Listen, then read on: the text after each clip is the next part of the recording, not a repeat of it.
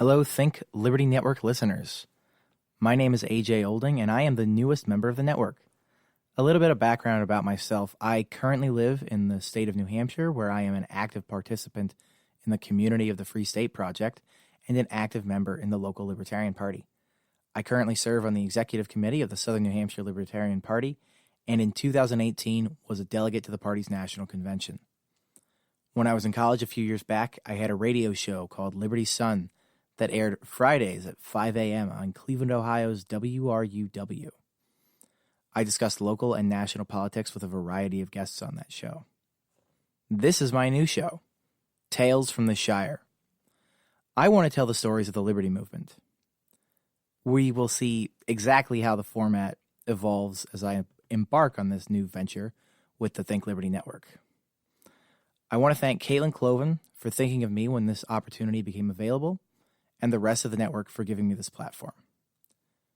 For my first episode, I sat down with Adam Kokesh to discuss his now viral speech at the Boston Straight Pride Parade, where he went in to troll the demonstrators in an effort to combat the culture war, and the events that led him to the stage on that day. The parade took place on Saturday, August 31st in downtown Boston. The interview took place in Manchester, New Hampshire, 2 days after the parade. Adam Kokesh is a hopeful candidate for president in 2020, vying for the nomination of the Libertarian Party on the platform of the peaceful dissolution of the United States federal government.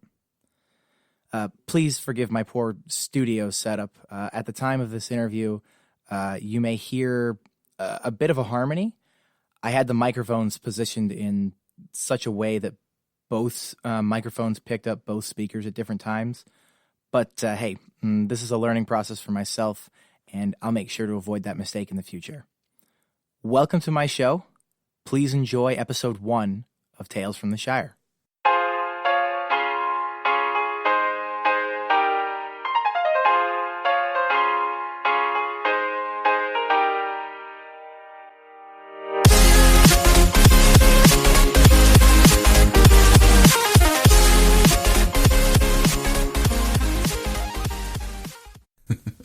All right, so I'm sitting down with Adam Kokesh right now.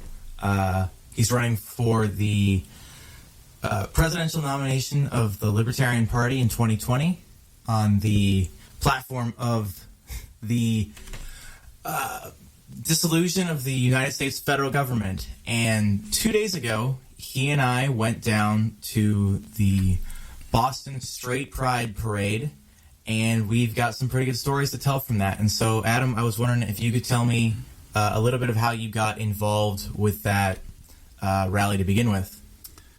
It's an interesting story. No one's ever asked me to go all the way back to the origin, and thank you for the introduction and the opportunity to share your platform today. The Straight Pride Rally, I mean, I have to first really explain what it is, or at least my understanding of it, because it is, in a beautiful way, hoisting up this massive neon ink blot Rorschach test that people get to project upon.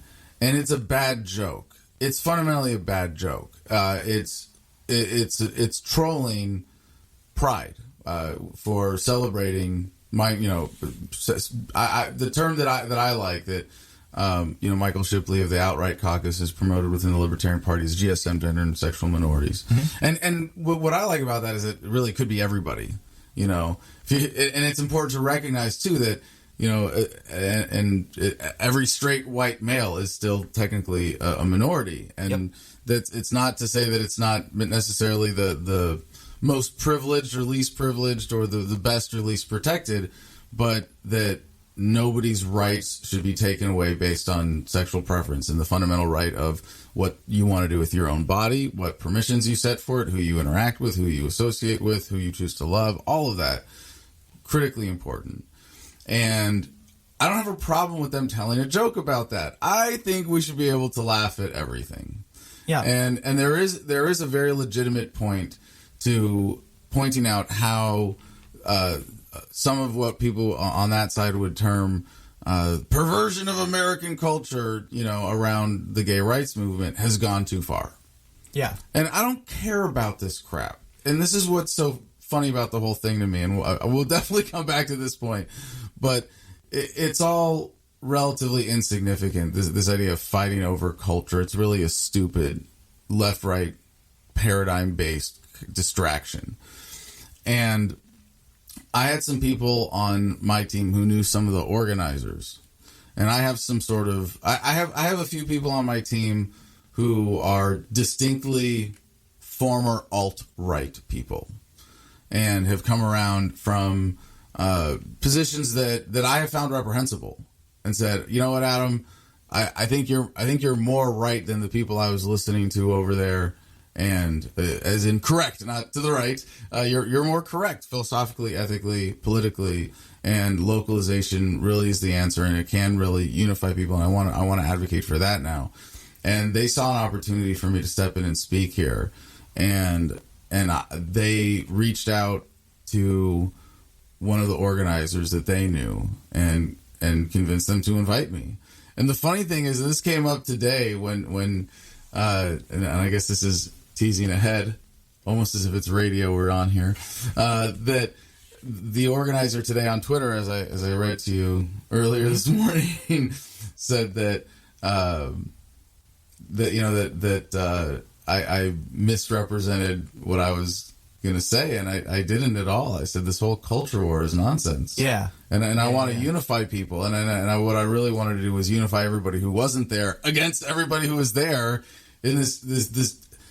And I know the word cunty is offensive to a lot of people, but because it's offensive to a lot of people, it really is the only appropriate word to describe the culture war.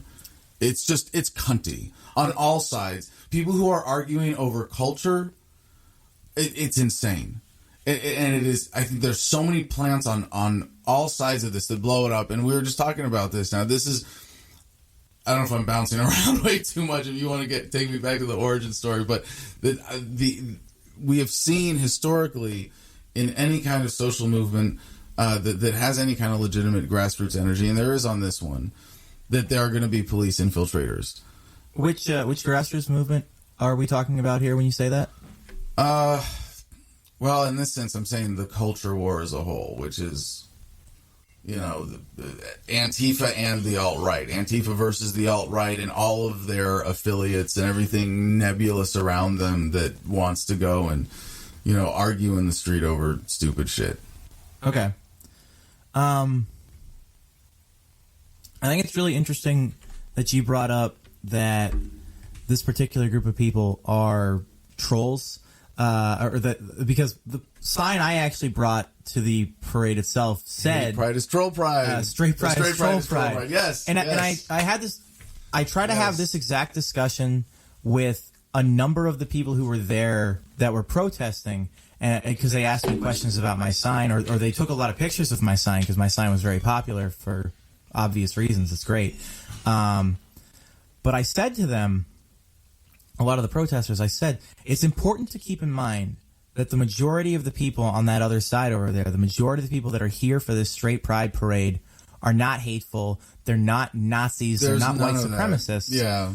There's a couple of them with people like Tiny Toes and there's a couple really hateful people on that side. What's Tiny Toes? Tiny Toes is just the name, the pseudonym of one of the guys who was marching. And I don't even want to repeat the language that he was using, but he was talking about an anti and then used the very derogatory slur for the LGBT community, wanting to promote that and make that the culture. He put out a YouTube video on this. But so my point is, though, that the people like him are still a minority in that group. And the majority of the people who are marching in that are just trolls. And the saddest thing about it is that these people are allowing themselves now, or giving their culture war opponents, I don't even want to say political opponents, a way to demonize the opposition, demonize them simply by association. Yeah. When what they're doing is very little more than trolling for most of them. Yeah. But there is a seed of hate for enough of them that, yeah. Well, I mean, one guy shows up and you condemn like everybody there as being untouchable. Like that was one of the things that I faced just when I said I'm going to be there was, oh my God, you're associated with Nazis. You're a Nazi sympathizer. And it's like, if I was invited to speak at an actual American neo-Nazi rally as a Jewish man, you know, like by my mom's side ethnically and a little bit of cultural heritage, and my grandparents left Europe strategically to avoid being caught up in World War II as Jews. And if I was invited to go speak at a legit Nazi rally and tell them how wrong they are, I would take the opportunity. And this really, one of the things that the right is trolling out of the left is that they have this ridiculous hyper emotional response. And I've got it from the right too. Like my first full-time organizing was with Iraq Veterans Against the War. Mm-hmm. And we worked with Code Pink pretty extensively in Washington, D.C. And I was happy to work alongside them in trolling politicians. And, you know, they would do stuff like hold up bloody hands to people testifying in front of Congress at hearings. Desiree Farouz, Medea Benjamin, Gail, I'm forgetting her last name. I feel like a jerk, but like so many amazing women in Code Pink. Tyga Berry, even as a dude who was organizing with them. It was just, you know, and a lot of them are hardcore feminist socialists, and I represented libertarianism, and I preached the gospel to them too. And you know, some of them were converted, and some of them, you know, had their positions adjusted by hearing me talk about libertarianism. But the right has never. I mean, well, when I ran for Congress in the Republican Party, there was a similar streak of, oh, he used to work with Code Pink, you know, therefore he's not a good Republican, kind of stuff. And but what I got just like in the last, I guess, 2 weeks has been like seems like as much as I've gotten about Code Pink in the last like 5 years, you know. Yeah, what came back to you seemed pretty bad. And I think it exposed a lot of people who call themselves libertarians too, who played into this. Well, like even Mike Shipley, you know, didn't say anything. He called me or he texted me, and you know, we have conversations about this because we respect each other as activists. And he's like, "Hey, what's up with you doing this?" And I said, "Don't worry, you'll see." Well, that was the thing is in the LPNH community, a bunch of people got upset pretty early on, and I said, well, hang on, I'm going to call Adam, I'm going to text him and see what's up.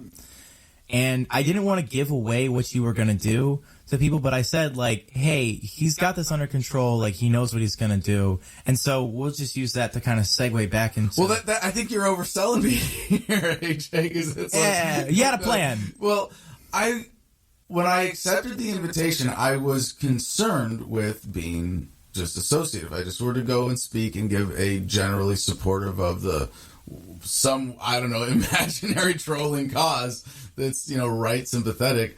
That's not an option, obviously. It's not me. That would be disingenuous. I wouldn't do that.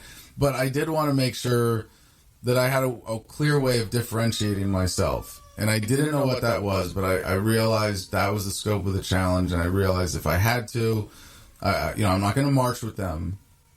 I'll go to the rally and speak. You're giving me a platform. You're going to listen to me. Okay, how much time do I have?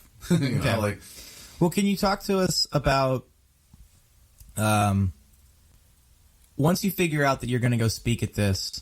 I don't know how long out that was for you, but like, what's the next step for you in the planning of this? 2 weeks. 2 weeks beforehand. Yeah. The next step, I mean, just to conceive of the speech, and honestly, the hugs, I committed to this before the free hugs idea came to me. Okay. But I knew that it was going to be something like that. So I don't know that all of our listeners would know what the free hugs Yeah, so now I got to explain the speech. Yeah, so now we have to explain the story. Like, so what was the speech, and then what was the plan going around the speech? Like, what was the planned speech and the plan? So the circumstance of the speech ended up being pretty chaotic, and it was one of those times like my friend Chris, who's our Northeast Regional Coordinator for the campaign, who I'm traveling with, and floor surfing on air mattresses, as you got to experience. Yep, that was a good time last night. Little Libertarian Slumber Party campaign style, and he asked me, "Were you anxious?" And I don't want to pretend that I wasn't, because in a sense I was so anxious I went into like a detached mode. I haven't watched the video of the speech yet, and I'm kind of nervous to. Like, I don't want to. Like, I'm way too self-conscious for this line of work. It's terrible. But, I hate going back and listening to what I've recorded in the past as well. Like, I used to do radio, and I hated going back and listening to that too. Like, I'm one of those people to at some point. You do have to, and I'm one of those people who's like, I hear a recording of myself, and I'm like, do I really sound like that? Like, I thought my voice was my voice in recordings. How do we look on the monitor? I can't even see myself. We're looking fine. My voice is probably about half an octave higher in recordings than I perceive it to be when I'm talking. Mine's more nasally. Yeah, I can't tell. Like that. Do I really sound like that? I hate it. Right. So the goal of the speech is what? You know you're going to go speak. You're the second headliner. You're going on right before Milo, right? Right. Well, I didn't know that, and they didn't even... Like, I requested to go earlier, so I wanted to go when the energy and the scene was higher in general. And things on the protest side, at least, or counter-protest side, depending on what terminology you want to use here, the trolling or but one more thing I gotta say about the trolling aspect of this is that, in a sense, some of the people who are organizing it kind of believe they are trolling both sides at the same time. Like, the people who come out and take it to them it's a joke. To the organizers, it's primarily a joke. Like, it's a bad joke I would not tell, but I get it. It's a joke. It's funny, and they're making a legitimate point. And they're speaking. There's a kernel of truth to it. Of LGBTQ has gone a little too far, and political correctness has gotten kind of grotesque. Like, that's what I give them props for pointing out. Like, legitimately, that's like they deserve credit for that. But they're also trolling people who are on their side, who take it too seriously, because they don't. Do you see what I'm saying? So I guess I don't know that I agree with that, but yeah, I guess no. Like, some like, and I don't want to try to name names and like parse out the details I don't care about, but I think some of the people who go like, yeah, let's make this a thing, are like excited to see the right wing itself being trolled of the people who take it too seriously on their side, or the people who go too far with it. Okay. So then your speech largely, so you get up to talk. And the plan is, after your talk, you're going to give a speech where you come out against the culture war, and then you're going to try to go across the police line and start giving hugs to the people on the other side. Well, actually the whole thing went really, really well. Like, better than I could have planned. It did, but it did not go as planned. Well, the first thing, I should say, in my speech, I said, someone on my team who read this said, you're probably not going to get away with reading the whole speech. Someone's going to flip out and pull you off the stage. And Samson was there. And no, Samson didn't. Hold on. This is on video, so I'll give credit where it's due here and tell the physicality of the speech. So, John Hugo introduces me and doesn't say anything, and Adam Kokesh, and I say the second paragraph of my speech.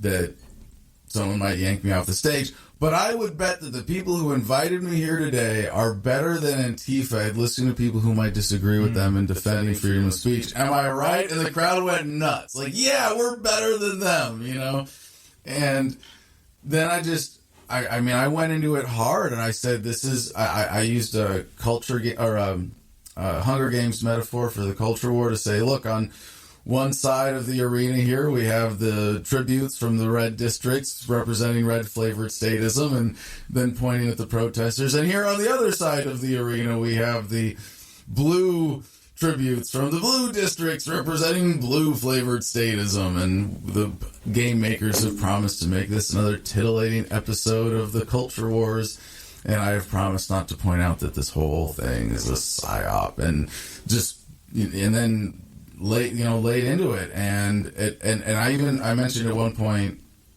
that I'm not eligible to be there because I don't believe in the Constitution as the supreme law of the land. I don't support it. And that's one. They had 3 criteria for attending. They said that you're a patriotic American, that you support the Constitution as the supreme law of the land, and you don't discriminate based on, I think it was race, gender, or orientation, like something like that. I mean, it was just race, and I don't know. It was limited. Like if you're gonna say that, you need to include more. But I'm not a constitutionalist. I believe in freedom. I don't believe in documents that create an excuse for a coercive authority. So. You were taken off stage, though, or okay. So hold on. So then, so after basically explaining that this is a distraction, that this is divide and conquer, that this is the way I said it is, if I was a super rich asshole and I would design the exact thing right here, where you have kind of right-wing trolls and you're pitting Antifa against each other, but these people really have the common enemy of the state. Yes. And they can all recognize that the state is an enemy in a certain extent, but then they see each other as the enemy because they'd rather make jokes at each other's expenses. Yes, and the crowd was mixed on that stuff. It was interesting. And so they told me I had 10 minutes. I timed out my speech to be about 8 minutes, of course, with applause breaks and, little improv. It might have been, right at my 10-minute limit, but I wasn't going overtime. And John Hugo came out when I think I was about, like, halfway into the speech and was like, okay, time to wrap it up. And he was, like, coming up and, like, nudging me on stage. And then at one point I actually tried to take the mic out of my hand and I pulled it out. Do you want to explain who John Hugo is? He's one of the 3 main organizers of the Straight Pride Parade rally. Okay. And I did not expect this. Like, I really went into a kind of, like, almost out-of-body experience. I hope that's not sensationalizing it, but I think you know what I mean. Like, when you're giving a speech and you're just like, it's weird, Some like, I'm a pretty experienced public speaker. Most speeches I give, I'm just hanging out being me. It's fun. It's easy. This one, I'm reading a script off my phone that I don't have memorized because I wrote it. Right. I was editing it the night before. I started it 2 weeks earlier, but I was trying to cut it down as much as possible. I'm really glad I did. But then Samson Rajapi, who's like now trash talking me on Twitter, like lying about he said that I deceived them. I didn't. I said I'm going to give a unifying speech and I'm going to criticize the entire culture war. I didn't tell them I'm unifying everybody who's not here against everybody who's here. I kind of left that part out, but I did tell them, like, what, and they specifically said we're going to give people a wide latitude. John Hugo said that at the organizing meeting the night before, and I was actually really surprised when he came up, and I was like, oh, really? Wait, no, I'm not going to get to finish this. And then Samson came out with the other microphone, like, and defended me, and said, hey, we invited this guy here, and he's a Marine Corps combat veteran, how we should let him finish. So, like, I really thought there were gonna be some boos and some grumbles, but they were just gonna listen to my whole speech. I did not expect this at all.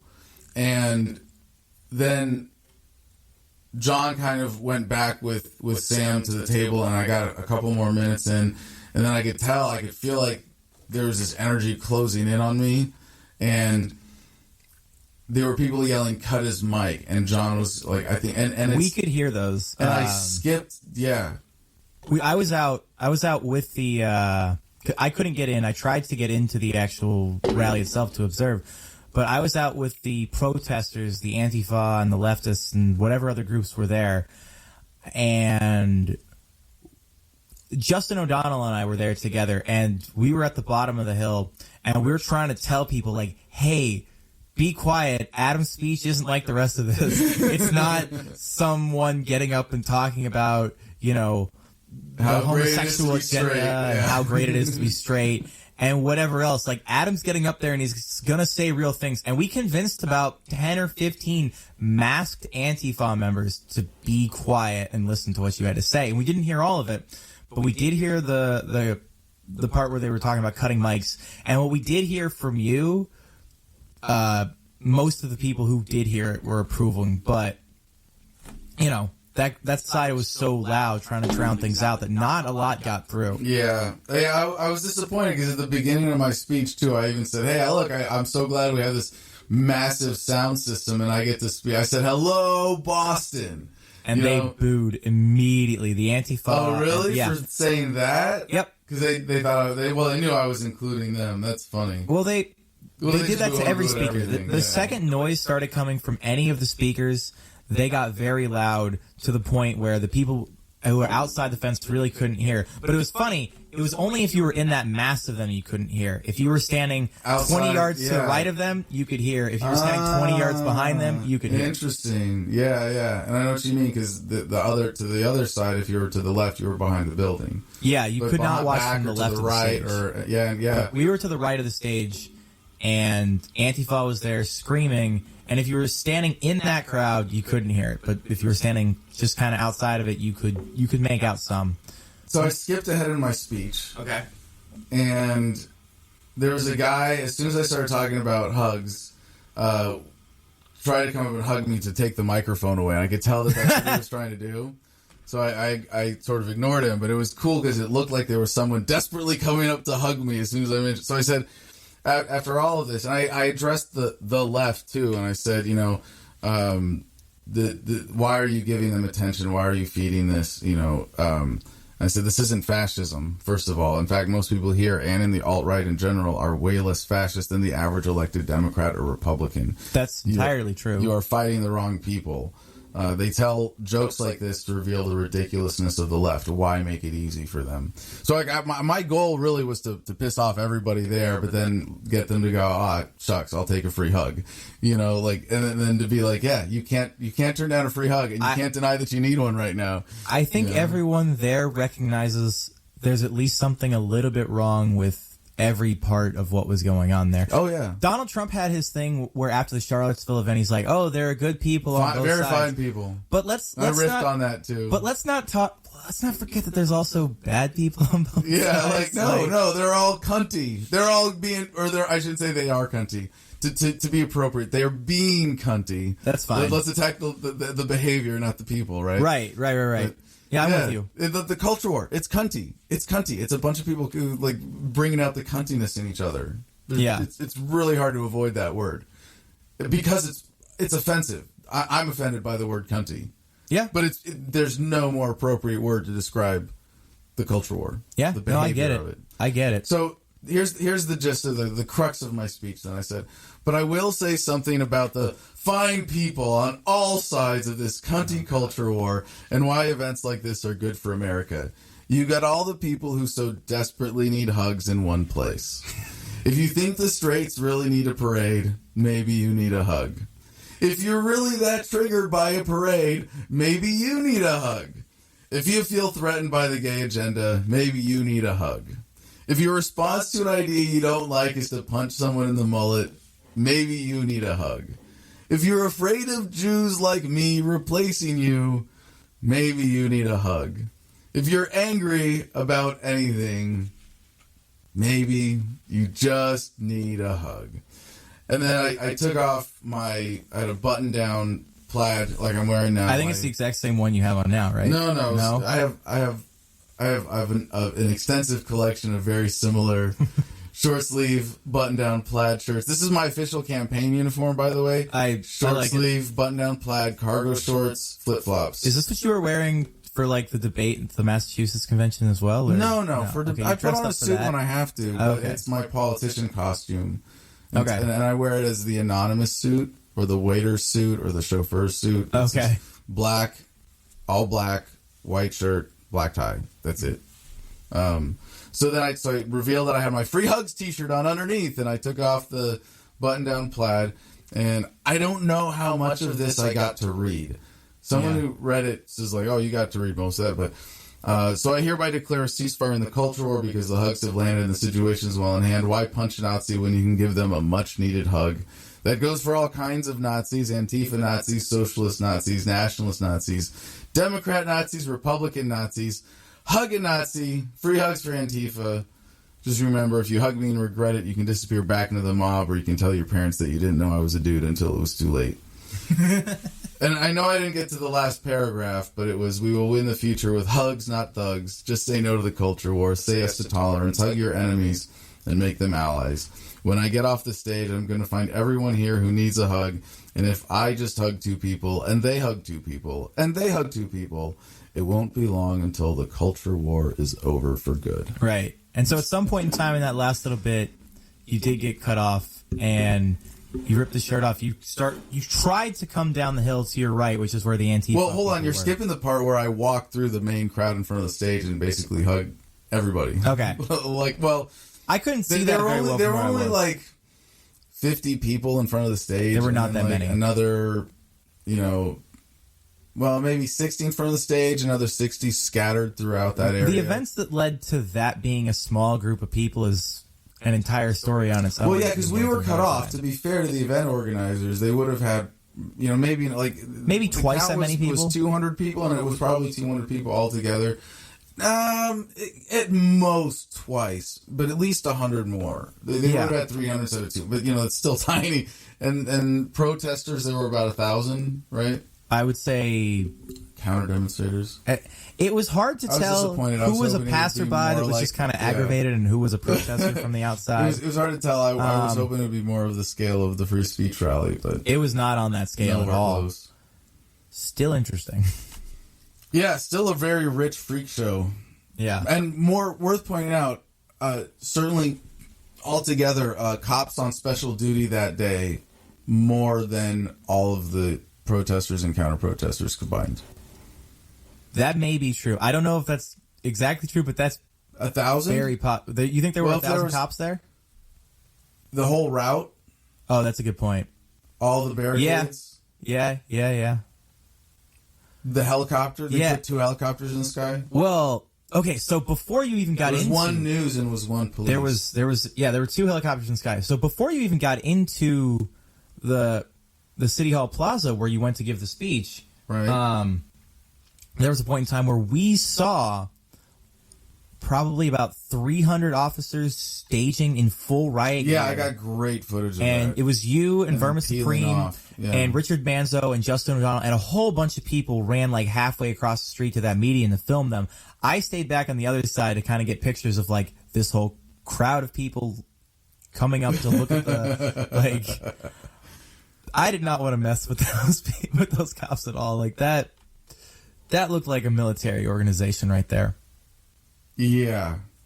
No, and it really gives credence to the theory, and I'm not the first to come up with this, I'm sure, that this whole thing is, if not designed by police, and this is maybe a much more realistic conspiracy than there's some Trumpian string puller somewhere engineering this, but that the cops send infiltrators into these organizations who end up, just by the temptation of the corruption, making them more relevant than they are, giving them energy, distorting whatever legitimate grassroots effort is there, which would be a boring fart in the wind, perhaps, if it wasn't for these infiltrators. And we've seen this in Occupy. We've seen cops infiltrating various Occupy encampments. We've seen it even when I was doing anti-war activism. We had infiltrators we never saw it with Iraq Veterans Against the War that we're aware of yet, but we definitely saw frauds come into IVAW who we definitely suspect were plans. We saw local cops expose infiltrating peace groups that we were affiliated with during that time. And we know the history of COINTELPRO. So the idea that cops, even with an organization just as large as Boston PD, that they're infiltrating these groups and kind of blowing stuff up, or just getting online and blowing it up online and getting people agitated, because it gives them an excuse to justify their budgets. They get to pay for all these toys. There's some contractor making literally tens of millions of dollars just arming and equipping Boston PD if you add everything up, maybe and the tens of millions they can peel off a few 10,000 to corrupt this thing to stage this, to blow this whole thing up. Yeah, why not? Yeah, it's almost mind blowing to try to think about the amount of money that the Boston Police Department spent on Saturday. Just staging that, probably again like 1,000 people. Yeah. All right, so. Okay, so I walked off the stage. Yeah. And not only was this guy waiting to take my mic while waiting to hug me, I went and hugged him. And then I went and hugged John Hugo, and he just stood there with his arms straight looking like a dork. That was funny. And then I walked through the crowd on in front of the stage and got like 10, 15 hugs on my way through, which is exactly what I planned. And then, although I was imagining there would be a lot more people there. And then I walked over directly to the barricade where the police were with Antifa, showing my shirt, and was like, I can't come, but I tried to hug the cop, and the cop was like, I can't do that. Yeah. So that was a fun scene, too. I want to see pictures of that. But then I went out the long way, and I walked around. I walked into the crowd. Most people were ignoring me, but I got a handful of hugs on the way there. And then people would come, oh, you're that guy. And I got, a bunch of people come and give me hugs for that. And then a couple people wanted to talk, wanted to argue, and then we had that showdown with Antifa that you were there for. That was so cool. That little circle. Yeah. So it started with the like brunette girl who was unrelentingly on your case, right? Yeah. And then So do you want to tell about how those altercations began, and then we were just talking on the sidewalk, and then they started yelling at me, and that got Antifa's attention, I guess. And then there was a circle, I don't know, maybe 10. I got to see the footage. I haven't seen it yet, but this is like what I'm looking forward to seeing more than the speech. It's hard to tell like what circle is the circle. Like there are observers, and then there are people trying to intimidate, and it's a little difficult to tell who's who and who's what. But there was a row of all black, there was a row of all black goggles. Because there was one point in time where you were facing one way, and there was about 3 kind of larger masked gentlemen, and I can see that they're looking for something, and a bunch of people are yelling and screaming, and at a certain point in time, I kind of realized, like, I don't know what was into me. This is another one of those, like, out-of-body experiences almost that you were talking about. Like, I kind of ran between you and them, and it wasn't an argument, it wasn't a discussion, it literally just turned into me scolding these 3 guys. Like, hey, he was just in there taking the piss out of the organizers over all this stuff, and you're calling him just the most hateful things in the world. Yeah, I'm a Nazi. I'm a Jewish Nazi. And whatever else. Yeah. Right. And so, as a race traitor. Because to me, it wasn't a discussion. It wasn't an argument. I was scolding these individuals, and I could see immediately, like, the eyes kind of changed a little bit, and a couple of them realized that they were in the wrong there. And it kind of diffused the situation a little bit. And it was crazy. Vermin Supreme came up to me about 5 minutes later, and he said, I saw your takedown of those guys. That was pretty awesome. Nice. Yeah, I really want to see the video footage of that. And I was just in the middle, and at one point I was scared. And then I was like, well, I've got AJ and Justin behind me. And these guys are both, like, big dudes and like physically intimidating presence if they want to be. Justin was in the military. Monster beards too. I was Justin was in the military. Yeah. I was a college football player. Like we can handle ourselves. Yeah, and I was thinking, well, when things calmed down, there were only like 5 of them that were still aggressive, like standing there with their middle, like oh my god, and like yelling, get them and stuff like that. And I at one point I realized, and then there's like 5 pretty. I don't really want to be like picking on people for this, but they were like scrawny people looking for a fight, and it was like they at some point they realized most of the circle's on my side, because every now and then someone would come through, like someone in a mask, like dressed full Antifa garb, would come through and give me a hug and then disappear back into the mob. Right. And then there's still these 5 guys there, like, and it's like people were starting to figure out that you weren't what the initial accusation but then as soon as that happened, I was like, no, but I'm trolling you guys too. You're all dorks for being here. Like, I made that point pretty clear. I was like, why are you here? Why are you giving them attention? Like, why are you doing this?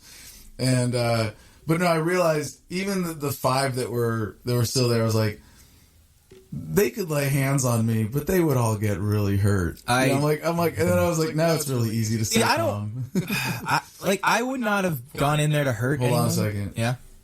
So while the circle was standing around, and I was like, okay, I've got AJ and Justin behind me, there were still about 5 that were angry and aggressive and looked like they were going for a confrontation. But during that time, every so often, somebody would come out of the crowd behind them and give me a hug. Like, they created this scene by creating this circle around me. And at one point, Chris was with the camera behind going, well, Adam told me protect the camera before I protect him, so I'm going to stand back here and record this. Is that literally on the audio? No, but I told him that. I did tell him that. I said, look, you're not in charge of protecting me. If something happens to me, you with a camera in one hand are not going to be an effective defense. Protect the camera, get the footage. I saw that. Well, there's one point in time where the cops were progressing, and me and Chris were together later on in the day, where... Well, this is right after. Yeah. So... Yeah, okay, we'll get into that later. Now, this goes to Justin's photograph, or 2 photographs, of this captain, I believe it was, that pulled out the pepper spray at first. And, like, he was, like, right in this girl's face. Right in front of him, and then ended up punching her. And he has so at this point in time, we're out of that circle of so that created this. Well, this was as that was happening. Oh, okay. As I think the cops were starting to try to clear people out. Our circle was there as the cops started clearing the street from like 200 yards away, and when they got about 100 yards away, there was that incident with the woman getting punched with the pepper spray. And our circle was still going at that point. Yeah. But then that turned into a melee. That, like, there was a scuffle there. People were, getting arrested and dragged behind the line of cops. Right. And then our circle dissolved to go observe. And I went and I was looking, and I actually tried to get up on the barricade to observe, and I was backing up when the line of cops just like lunged out with one dude, and then there was this one guy who I thought was pepper spraying indiscriminately. And just this morning, I finally found the footage. Someone found it and sent it to me, and I got the screenshot. And you can see that when I'm getting pepper sprayed, I'm more than 2 full arms lengths away from the cops. The guy who's pepper spraying me is out front of the formation of cops, and I'm backing up. Okay, so for the listening audience, the girl that Adam's referencing, Justin O'Donnell, was there with us and was taking pictures and got 2 very clear images of the first physical altercation in the cops clearing us out, and it was a police officer raising his hand to the face of a girl, just like I'm doing to Adam right now, and then instead of spraying her, they're closer her in the face. They're closer. There's just a bicycle in between them, right? And her face is he doesn't have to extend his arm fully to hit her in the face, right? And so instead of spraying her, he just punched her, and that's when everything broke out. It was the cops started a fight. Yeah, like without even an infiltrator cop, just a cop in uniform started a fight. Yeah, it's pretty bad. Yeah. And I think that's really what it's all about. It's all about the cops justifying their budgets. So at that point in time, the cops start pushing us back. They're chanting, move back, move back. At different points, they're chanting, stay alive, stay alive. And that was really terrifying, because when a cop starts acting like their life is in danger, then you know things might get dangerous. They could draw down on someone. But so in the mayhem, it's you get sprayed in the face with mace. Justin got sprayed in the face with mace. Yeah. Justin had his camera knocked out of his hands, and another one of our friends, Steve, had to grab his camera and his bag and like get it back to the rest of us so the cops didn't take it off of him. Yeah. And that was a whole thing. So then I've got you and Steve and Justin, Justin's away from the group. I kind of wish I had just laid down. Yeah. Well, so I got pepper sprayed, and I took it hard in the face. Like, I had my sunglasses on, but I think I was looking down and like hit me in the eyebrows and just stripped straight into my eyes. And I had a water bottle in my hand. I was like, oh, I just want to get away now. So I ran back like 20 feet against the wall. I was dripping, dumping my water bottle on my head. And I could not open my eyes. Yeah. But I cracked them for a second. I was like, oh my gosh, that is way too painful. And I said, is nobody laying down in the street? Like, because I totally would have joined him at that point and been like, and I really wish as soon as I got pepper sprayed, I just lay down and been like, all right, cops, you want the street? You fucking walk over me. And make him drag me out of there. But I'm kind of glad I went down that way. And I was, the medics, the volunteer medics with the protesters they were on point. They were there right away for me. First someone with milk, then someone with actual milk of magnesia and rinsed him out. And even after all that, and like, blinking and letting it into my eyes, I still couldn't open my eyes enough to see without just being excruciating. But then Justin was walking. Justin could see sooner, and he was walking with my arm. We were walking in linked arms, and he was guiding me out of there and walked me into a curb. I stubbed my toe and I was like, dude, you got to tell me when I see a curb. You were there for that. I was there for that. Yeah. That was a little, yeah. It was funny. Like a minute later, I could see. Yeah. And it was almost fine. It was still really painful and uncomfortable, but like I could see. All right.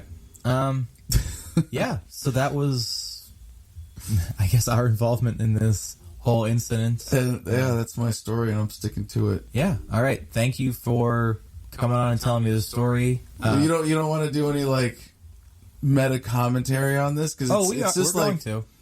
It's such a perfect microcosm of right. So is there some takeaway that you want to leave the listeners with from this whole experience? I wasn't going to forget about that. I was going to ask. I'm just wrapping up the story. Well, I think your listeners, your audience is smart enough that I'm not here going, don't go to one of these events and don't be a cunt, Like, no, I think they're already on the right page about we were dumb enough to go to these events, so... and I did say this in my speech. In the whole, if you read the whole transcript, I didn't get to read this part, but I'm embarrassed to say that the LPS people on both sides of this, and in a sense, I meant you and Justin on one side, going like, because you're going to this, like, and I get that you have a thought out purpose, and I get that, but you're still giving this energy, and I think if nothing else interesting was happening, it would have. You could have done better things with outreach. You could have made media. You could have done something, more useful for the cause with this. And same thing with like Coombs on the inside, and even Sampson. Well, Coombs is not a member anymore. Yeah, whatever. But the Libertarian movement, the Libertarian Party, there are people distinctly on both sides of the culture war. That's fine. And yeah, that's true. Regardless of who is there and what their exact affiliations are, I don't really care. I'm trying not to take sides in the culture war because, like, I'm not really with the. I wasn't with the Antifa protesters. Like, I was there on that side of the wall, but I was mostly observing. Like, but even that, like, what I hope that I created, and I think it's created quite a stir already. That people who identify as alt-rightish, and I don't want to use that term. I would say, to be precise, people on the right or conservative side of the culture war, because some of those people, I think of alt-right as very inclusive, not just white nationalists or neo-Nazis, but really I think whatever. I don't want to try to dissect the term, but I think of it as big and nebulous, like liberal and conservative, or whatever. There was something, like I said, in how I succeeded beyond my wildest dreams in the execution of this. The fact that John really think he did. Tried to interrupt me and actually physically tried to pull the microphone out of my hand, failed, got spoken down by another organizer, and I was sort of allowed to finish my speech before my mic got cut at the end. So I had this conversation with Vermin Supreme and Richard Manzo before you went up, and both of them were like, God, I hope this works out for Adam, but I don't think it's going to. And at the end of the day, I went away going like, I think Adam came out on top of this. Yeah, no, it was. I've gotten so many props from I don't know how viral this event is going to go. How much people are going to talk about this, but I know already it's had an amazing effect, and everybody who's in on the conversation is like, shit, he was right. So I do want to say though, to your point about going after both sides on this and like trying to get people to come around. Two of the last conversations I had with you before this, and they're not necessarily sequential, but within the last 2 years, you've brought me around on a couple issues. I mean, libertarianism itself, even, but that wasn't what I was really talking about. That's the important one. That is the important. Everything else you figure out. Actually, that's an incredible story. So we actually met. I met Adam at CPAC in 2013. Oh man! And it's taking I told Adam, like, I really love all your videos. I really love all your content. I think you say a lot of important things, but I'm just not an anarchist. And you said back to me, you said, give it 6 months. Yeah, I could. Well, it was a bit more of a conversation than that, but yeah, it was pretty clear. Yeah, you're on the right track. And it was less than 6 months later, the Boston bombing happened, and you put out a video talking about a bombing that happened in either Afghanistan or Iraq, and you're like, well, you don't care about these people because they're not Americans, and you need to care about everyone a little more. And it wasn't that I wasn't on my way to libertarianism already, but that was actually like very literally the last piece for me. Recognizing the universality and the value of human life, and that there's a distortion created by statism and tribalism. Yeah, the distortion created by statism and tribalism, the nationalism that's kind of ingrained into everyone, that was kind of the very last pillar to fall for me. And interesting. Yeah. Maybe I should make more videos. Maybe. So that's what got me into this. But the point I was going to make is you brought me around. There was a point in time where I was very much so on the side of like, oh, I don't like Nick's artwork because he starts arguments with Tom Woods online. And then you and I had a conversation at UMass Boston. And then there was a point in time where, like, I wasn't really a huge fan of Kim Ruff. I'm like, oh, she doesn't have this great name recognition. She's going to be a bad candidate, whatever else. And we spoke at the LP Massachusetts convention, and you were just like, look, this is a team effort. Whoever comes out on top, we're all behind, because there really aren't any bad candidates here. You know. And, you know, I'm still supporting you and the people that I have, but Kim Ruff has come significantly further up my list. Since that time. Oh, she would be a great representative of the LP. Yeah, I agree with you 100% on that. I will go in a serious sense on issues and in a joking manner, ideologically. I will go negative in this campaign in the sense of, well, you want to wear the ring of power. I'm throwing it directly in the fire. You know, you're a psychopath megalomaniac who wants to be president, just like all of them. But no, they're all wonderful people. They are. You know, and I'll make that point to show that I'm offering something fundamentally different. I'm not running for president. I'm running to turn the federal election into a referendum on whether or not the federal government should exist or not. And if I win, me being president is not how that happens. You know, I resigned day one, and we take the federal government through a bankruptcy process. Just had to get that out at least once in the show. Oh, yeah, of course that has to be gotten out. Because I think that's another one of those messages that goes to both sides of the culture war. Because at a certain point in time, doesn't everyone think that localization is a better idea? Or doesn't everyone want more control over their own lives and their own governance? Even if they don't think localization is the answer for them right now, at some point in time, people are going to come to the understanding that if they have more control over their government, it's better for them. Because I've never made any type of legal impact at the federal level, but I do know I've brought 10 people to Nashua City Hall to speak on different issues, and I know I've swayed votes because of that. Yeah. So, you know, I'd like the state of Nashua to exist as its own independent thing, even from New Hampshire. Like, it's one of those things that, like, takes a while to sink in. On the campaign trail, the thing I hear more than anything else that's really encouraging is, I don't normally vote, but I would come out and vote for that. Yeah. But then there's the next level of people who of thoughtfulness who go, wow, that's really an intrigue. I got to think through that. But then when they do, they go, and this is a lot of libertarians too, that when they hear the idea of dissolving the federal government, bankruptcy process, 50 independent states, up to 562 sovereign native nations, they go, well, hold on. Okay, I get that that's the only ethical platform because you're not putting on the ring of power. You're not assuming some unjust authority. Okay, and is that, you know, it takes a few months, but when they get it, they go, oh shit, I see what he's doing here. I see the potential, and I can't wait. to have this message on a national stage in the way that it deserves to be. And whether it's not about me. I don't care if it's me or Cynthia McKinney, who we just launched the draft effort for last week. Oh, okay. But that and this last weekend's experience with Straight Pride has more than ever before reaffirmed my confidence in localization and unifying the American people against centralization, against the culture war, against this artificial divide, against you're forced into one system, so you have to see people who disagree with you as enemies. Just that nonsense has to end, and I think we're ready for it. Do you think the culture war... We're so close to a tipping point. Do you think the culture war plays into centralization? Oh, of course. Because it assumes the premise that you have to fight over culture because you're going to be forced into a system.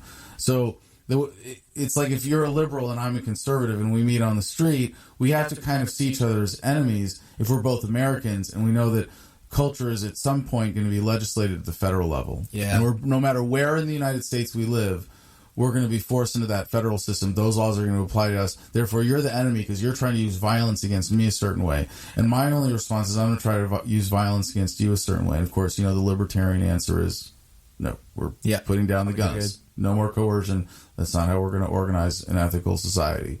And so that the idea of localization completely diffuses it. I can say, oh, well, you're a conservative. I hope you enjoy your conservative community. I'm a liberal. I enjoy my liberal community over here. And we're united in not getting screwed over.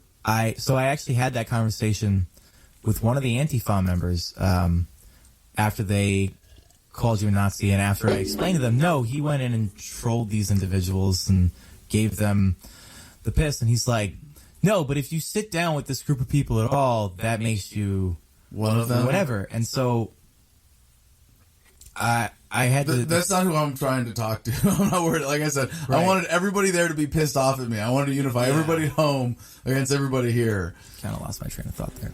No, but that you can talk to these people about localization. Yes. Right. You're having that conversation with somebody there with Antifa? My train of thought's back. And eventually the conversation I was having with this guy turned to, are you a libertarian? And I'm like, yes, I'm a libertarian. Are you a libertarian capitalist or a socialist? And I was like, well, look, I'm an anarchist. And he's like, are you an anarcho-capitalist or an anarcho-socialist? I'm like, no, I'm just an anarchist. Like, at a certain point in time, we have to understand that if the entire world would be one system, there would have to be some enforcement of that. Right. And so any voluntary society is going to be panarchist and is going to be a mesh of things that other people opt into or opt out of. And so, like, go to the one that you prefer, but, like, stop trying to peg yourself and stop trying to peg other people. If you're an anarcho-socialist, be an anarcho-socialist, but stop going after anarcho-capitalists. And if you're an anarcho-capitalist, be an anarcho-capitalist, but stop going after it's almost like it's a matter of so I use a different terminology, but I'm totally with you on the same point, because I don't say I'm an anarchist because I'm a voluntarist. And I think that's more accurate to describe it, because it's a wonderful piece of terminology. You can have a government. I don't care if you have a government as long as it's voluntary.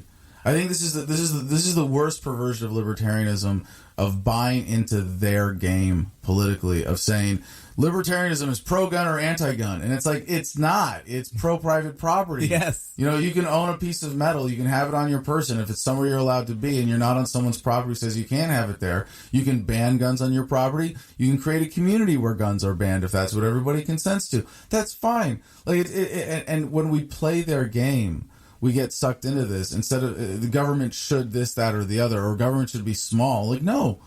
You can have as much government as you want. As long as it's voluntary, I don't care. Then it's ethical. That's fine. And I can opt out, and I can opt for zero government if that's what I want. And I can opt for voluntary systems that provide whatever those features are that I do want in society. And if I happen to live in a place where government is great, I might do that. And to your point about being just an anarchist, it's like, I think the idea of attaching these labels to it are almost wrong. Murray Rothbard, the godfather of modern libertarianism, took the two most offensive words possible to describe what he was talking about, capitalism and anarchy, and put them together into one word guaranteed to offend everyone. And what I think is really wrong about that is intellectually, he is talking about the conclusions. What he's describing is voluntarism. In principle, in ethics of liberty, his book is what woke me up, or at least got me to the bottom of the rabbit hole. And if anarchy is a state of no government, that's not what he's describing, because you could have voluntary government. And if capitalism is an economic system based on self-ownership, you could stretch the term and say, well, if you create a socialist commune and it's voluntary, technically it's capitalism because it's under this rubric of respecting human self-ownership and property. But no, let's respect. You created a socialist system. I'm agreeing with you. Yeah, sure, call it socialism. I don't care. That's why being just an anarchist or just a voluntarist or just a libertarian, and libertarian I think is the best, as a more inclusive term right now, is what I prefer. But libertarian or voluntarist, to be specific, and if someone goes, well, you're an anarchist, yeah, okay, yes, sure, in this very specific way, yes, but it's not a very precise term. And if you want to say, am I an anarcho-capitalist? Yeah, I believe in self-ownership and the property rights that flow from that, and you can create whatever you want after that. But yeah, semantic shit. More importantly, the American people at a much more superficial level of thought are ready to say, yeah, fuck the feds. Yes. Fuck the feds. Fuck the feds. Fuck the feds. Fuck the feds. We don't need them. States can do everything the federal government is doing better without the corruption, or at least on a smaller scale. And the liberal objection that I got from some of the counter-protesters Saturday was, well, some states like Mississippi are going to go backwards. Well, okay, so if you had to fight a monster, would you rather be a giant monster wearing armor or a little monster that you can stab with a spear at least? Like, right. That's local corruption versus federal corruption. Right. Federal corruption is the giant monster wearing armor that, if you're lucky, every 4 years you get to make a dent in. And that's bullshit that we tolerate that. And it's not that localizing government is going to make it perfect, but it's going to make it a small monster. It's indefensible. It's easy to conquer. You go even more local, it gets smaller and less significant in our lives. To me, that's obvious. And I think the American people, just to take this one step together, seems really possible in the next decade. I'm willing to run 2 or 3 cycles if that's what it takes. Awesome. I think that's a really beautiful idea, and I think this is probably a pretty good ending point.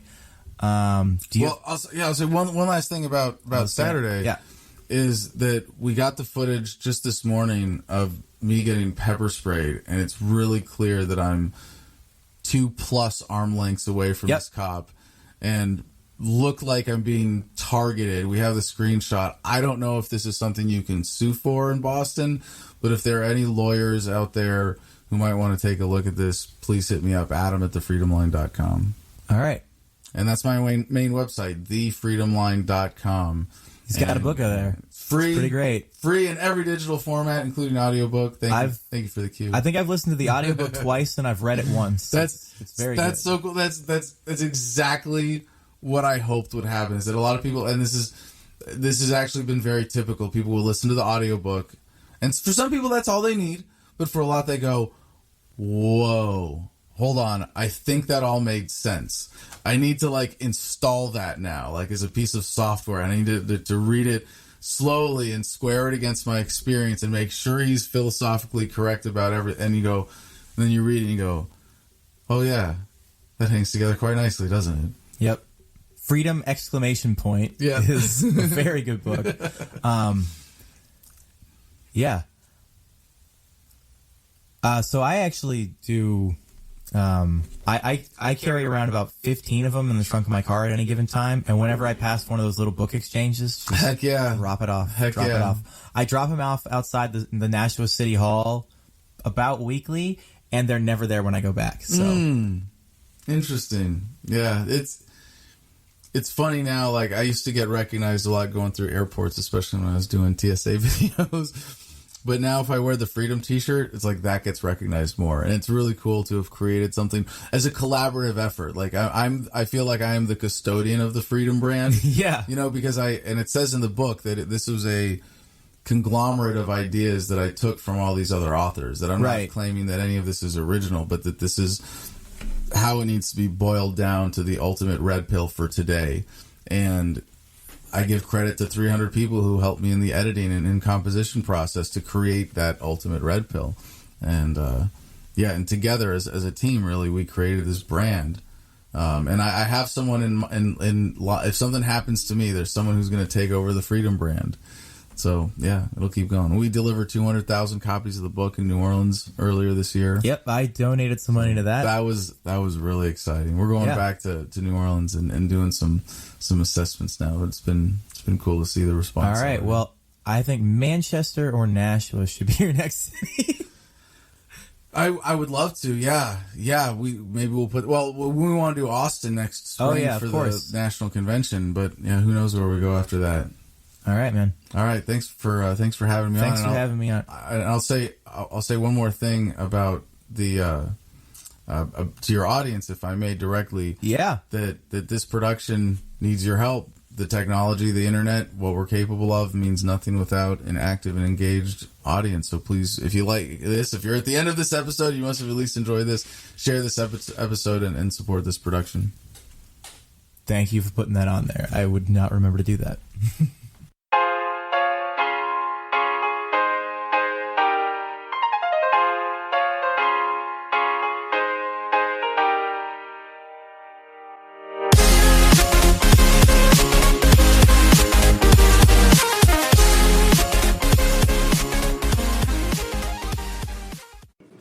Thanks for listening to the first episode of Tales from the Shire. Please continue to show support for me and the rest of the network by subscribing wherever podcasts are found. You can also find us by searching for Think Liberty on Facebook, Instagram, or Twitter. You can also find us at think-liberty.com, and if you really want to support the network, we'll take your money at patreon.com/ThinkLibertyPatrons.